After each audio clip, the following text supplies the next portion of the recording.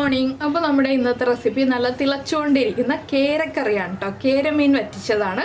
അപ്പോൾ ഇതുപോലെ നിങ്ങൾ കേര വറ്റിച്ചിട്ടില്ല എന്നുണ്ടെങ്കിൽ ഉറപ്പായിട്ടും ഒന്ന് ഉണ്ടാക്കി നോക്കൂ. നമ്മുടെ ചോറിൻ്റെ കൂടെയും അതുപോലെ തന്നെ അപ്പത്തിൻ്റെയും ഇടിയപ്പത്തിൻ്റെയും കപ്പയുടെയും ഒക്കെ കൂടെ നല്ലൊരു കോമ്പിനേഷനാണ്.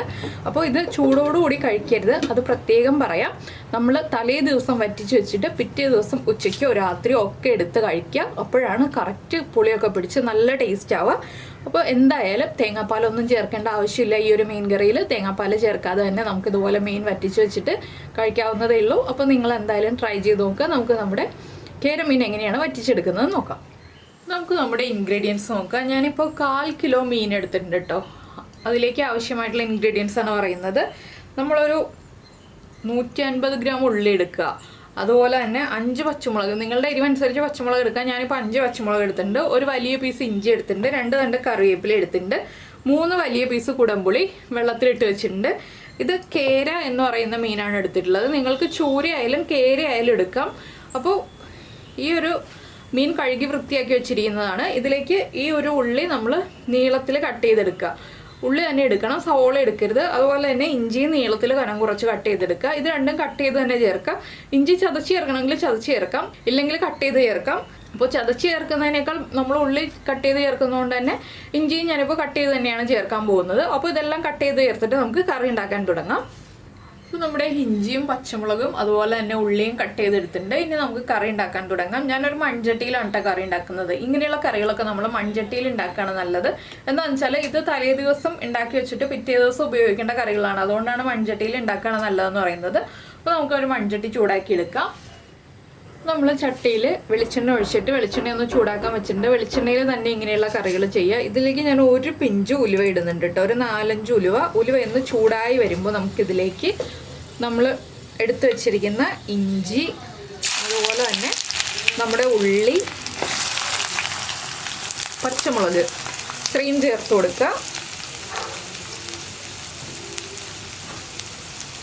ഇതൊന്ന് നന്നായിട്ട് വഴറ്റിയെടുക്കണം. ഇഞ്ചിയും ഉള്ളിയും പച്ചമുളകും നന്നായിട്ട് വഴന്ന് വരണം. എന്താണെന്ന് വെച്ചാൽ ഈ ഒരു മസാല വഴറ്റിയെടുക്കുന്നതിലാണ് ഇതിൻ്റെ ഗ്രേവിയുടെ ആ ഒരു തിക്നെസ് ഇരിക്കുന്നത്.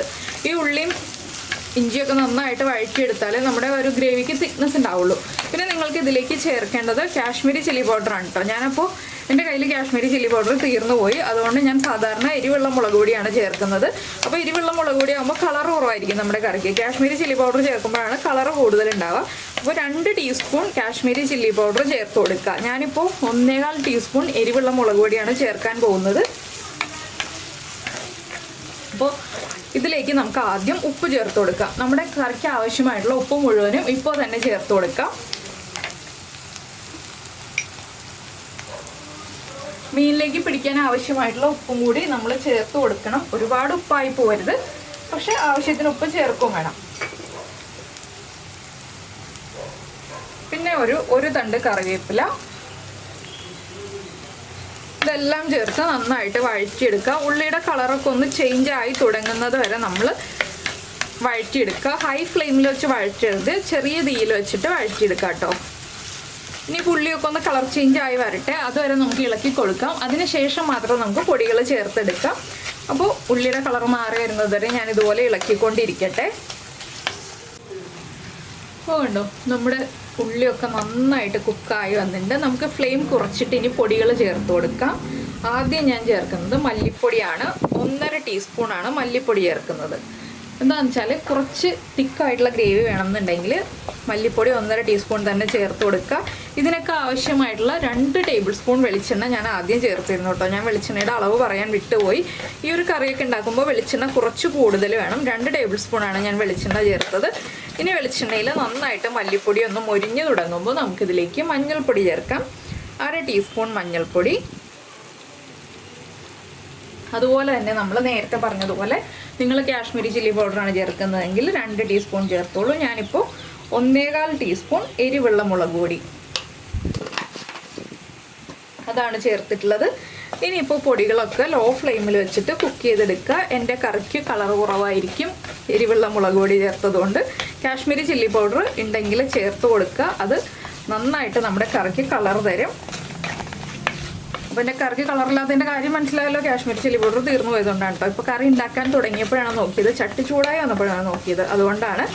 അപ്പോൾ ഇനി നന്നായിട്ട് ഇളക്കി നമ്മുടെ പൊടികളൊക്കെ കുക്കായി കഴിയുമ്പോൾ നമുക്കിതിലേക്ക് നമ്മൾ വെള്ളത്തിലിട്ട് വെച്ചിരിക്കുന്ന കുടംപുളി ചേർത്ത് കൊടുക്കുക. കുടംപുളി വെള്ളത്തിലിട്ട് വെച്ചിട്ട് ആ കുടംപുളി വെള്ളത്തിലിട്ട് വെച്ചിരിക്കുന്ന വെള്ളവും കൂടി ചേർത്ത് കൊടുക്കുക കേട്ടോ. അപ്പോഴാണ് കുടംപുളിയുടെ ടേസ്റ്റ് കറക്റ്റായിട്ട് ഇറങ്ങി വരിക. പിന്നെ ഈ ഒരു കറി ഉണ്ടാക്കുമ്പോൾ കുറച്ചധികം വെള്ളം വേണം. എന്താണെന്ന് വെച്ചാൽ നല്ല കട്ടിയുള്ള മീനല്ലേ, കുറച്ച് വെള്ളത്തോടു കൂടി നമ്മൾ വേവിച്ചെടുക്കുക. അതിന് ശേഷം നന്നായിട്ട് വറ്റിച്ചെടുക്കുക. ഒരുപാട് ഗ്രേവി വറ്റിക്കണ്ട, നമുക്ക് കഴിക്കാൻ ആവശ്യമായ വെള്ളത്തോടു കൂടിയുള്ള ഗ്രേവി വേണം. അപ്പോൾ നമ്മുടെ പൊടികളൊക്കെ നന്നായിട്ട് കുക്കായി വന്നിട്ടുണ്ട്. ഇനി നമുക്കിതിലേക്ക് നമ്മൾ വെള്ളത്തിലിട്ട് വെച്ചിരിക്കുന്ന കുടംപുളി ചേർക്കുക. ഇനി ഞാനൊരു 2.5 കപ്പ് വെള്ളം ചേർക്കുന്നുണ്ട് കേട്ടോ. കുടംപുളി ഇട്ട് വെച്ചത് കൂടാതെയാണ് നമ്മൾ 2.5 കപ്പ് വെള്ളം ചേർത്തത്. കുടംപുളി ചേർത്ത് വെച്ചിരുന്നത് ഒരു 1/2 കപ്പ് വെള്ളം ഉണ്ടായിരുന്നു, അതിൻ്റെ കൂടെ 2.5 കപ്പ് വെള്ളം, ആകെ 3 കപ്പ് വെള്ളം ചേർത്തിട്ടുണ്ട്. ഇനിയിപ്പോൾ ഇതൊന്ന് നന്നായിട്ട് തിളച്ച് വരുന്നത് വരെ നമ്മൾ ഇളക്കി കൊടുത്തിട്ട് വെയിറ്റ് ചെയ്യുക. നന്നായിട്ട് തിളച്ച് വരട്ടെ. അപ്പോൾ കാശ്മീരി ചില്ലി പൗഡറിൻ്റെ കാര്യം ഞാൻ പറഞ്ഞല്ലോ, നല്ല കളർ ഉണ്ടാവും കാശ്മീരി ചില്ലി പൗഡർ ചേർക്കുകയാണെങ്കിൽ. ഇതിപ്പോൾ ലൈറ്റ് കളറേ ഉള്ളൂ.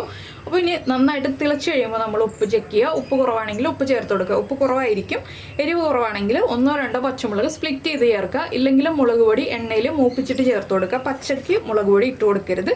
നന്നായിട്ട് തിളച്ച് കഴിഞ്ഞിട്ട് മാത്രം ഉപ്പ് ചെക്ക് ചെയ്യുക. ഇപ്പോൾ ഉപ്പ് ചെക്ക് ചെയ്തിട്ടുണ്ടെങ്കിൽ ഉപ്പ് അറിയാൻ പറ്റില്ല, പച്ചച്ച് വയ്ക്കും. അപ്പോൾ ഇനി തിളയ്ക്കട്ടെ. അപ്പോൾ നമ്മുടെ കറി നന്നായിട്ട് തിളച്ചുകൊണ്ടിരിക്കുന്നുണ്ട്. ഈ സമയത്ത് ഉപ്പും പുളിയൊക്കെ ചെക്ക് ചെയ്തിട്ട് പുളി കുറവാണെങ്കിൽ 1-2 പീസ് കുടംപുളി ഇട്ട് കൊടുക്കുക. അതുപോലെ ഉപ്പൊക്കെ കറക്റ്റ് ചെയ്തിട്ട് നമ്മൾ മീൻ ഇട്ട് കൊടുക്കുക കേട്ടോ. മീൻ മുള്ളില്ലാത്ത മീനാണ്, അതുകൊണ്ട് കുട്ടികൾക്ക് കൊടുക്കാനാണെങ്കിലും കുഴപ്പമില്ല. അപ്പോൾ ഇതുപോലെ കട്ടിയുള്ള മീനാണ് ഈ ഒരു വറ്റിച്ച് വെക്കുന്നതിനൊക്കെ നല്ലത് കേട്ടോ. നമ്മൾ ചെറിയ മീനുകൾ ഇതുപോലെ വറ്റിക്കുന്നതിനേക്കാൾ ടേസ്റ്റ് ഇതുപോലെ കട്ടിയുള്ള മീൻ വറ്റിക്കുന്നതാണ്. അപ്പോൾ ഇനി ഇത് മീനിട്ട് കൊടുത്തിട്ട് ഉടനെ തന്നെ ഫ്ലെയിം കുറയ്ക്കണ്ട, നന്നായിട്ട് തിളയ്ക്കാൻ അനുവദിക്കുക. അപ്പോൾ നിങ്ങൾ ഇതുപോലെയുള്ള മീൻ കറികളൊക്കെ ഉണ്ടാക്കി വെക്കാറില്ല എന്നുണ്ടെങ്കിൽ ഇതൊക്കെ ഉണ്ടാക്കി 2-3 ദിവസം വെച്ചാലും കുഴപ്പമില്ല കേട്ടോ. ഈ ഒരു മീൻ കറിയൊക്കെ 2-3 ദിവസം ഇരുന്നാലും മോശമായി പോകാത്ത മീൻ കറികളാണ്. പിന്നെ കൂടുതൽ ദിവസം വെക്കണം എന്നുണ്ടെങ്കിൽ മാത്രം നമ്മൾ മല്ലിപ്പൊടി ഒഴിവാക്കിയിട്ട് ബാക്കിയുള്ള പൊടികൾ മാത്രം ചേർത്തിട്ട് മീൻ കറി ഉണ്ടാക്കുക. അതുപോലെ തന്നെ സവോള ഒട്ടും ഉപയോഗിക്കരുത് ഈ ഒരു മീൻ കറിയിൽ. ഇനിയിപ്പോൾ നമ്മുടെ കറി ഒന്ന് നന്നായിട്ട് തിളച്ച് വരട്ടെ, അതിനുശേഷം നമുക്ക് പറ്റിച്ചെടുക്കാം. അപ്പോൾ ഇതാ നമ്മുടെ മീനൊക്കെ വറ്റി കറിയൊക്കെ ഒന്ന് കുറുകി വന്നിട്ടുണ്ട്. ഇനി ഇത് നാളെ രാവിലെ ആകുമ്പോൾ കറക്റ്റ് പാകമാവും കേട്ടോ. ഇതിപ്പോൾ ചൂടോടെ തിളച്ചുകൊണ്ടിരിക്കുകയാണ്. ഞാൻ ഫ്ലെയിം ഓഫ് ചെയ്തു. ഇനിയിപ്പോൾ ഒന്ന് ചൂടൊക്കെ മാറി വരുമ്പോൾ കറക്റ്റ് പാകമായിട്ട് വരും. ഇത് ഈ ഒരു ഗ്രേവിയോടുകൂടി വെച്ചാൽ നമുക്ക് നാളെ രാവിലെ കഴിക്കുമ്പോൾ കറക്റ്റ് പാകത്തിൽ കഴിക്കാൻ പറ്റുള്ളൂ.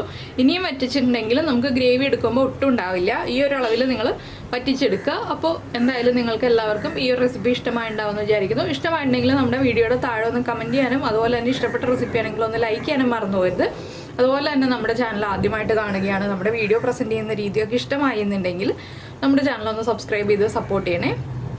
സബ്സ്ക്രൈബ് ചെയ്യുന്നതിന് ഈ വീഡിയോയുടെ താഴെയുള്ള റെഡ് സബ്സ്ക്രൈബ് ബട്ടൺ ഒന്ന് ക്ലിക്ക് ചെയ്യുക. അതിൻ്റെ റൈറ്റ് സൈഡിലുള്ള ബെല്ലൈക്കനും ക്ലിക്ക് ചെയ്യുക. അപ്പോൾ ഓൾ എന്ന് പറഞ്ഞിട്ടൊരു ഓപ്ഷൻ കാണാം. ആ ഓളും കൂടി പ്രസ് ചെയ്തിട്ടുണ്ടെങ്കിൽ ഞാൻ എപ്പോഴും വീഡിയോ അപ്ലോഡ് ചെയ്യുമ്പോൾ നിങ്ങൾക്ക് നോട്ടിഫിക്കേഷൻ വരും. അപ്പോൾ നമ്മൾ ഒഴിച്ചു കൊടുത്തിരുന്ന വെളിച്ചെണ്ണയൊക്കെ നന്നായിട്ട് തെളിഞ്ഞ് കറക്റ്റായിട്ട് വന്നിട്ടുണ്ടല്ലോ. അപ്പോൾ എല്ലാവർക്കും ഈ റെസിപ്പി ഇഷ്ടമായിട്ടുണ്ടെങ്കിൽ നമുക്ക് നമ്മുടെ അടുത്തൊരു വീഡിയോയുമായിട്ട് അടുത്ത ദിവസം വീണ്ടും കാണാം.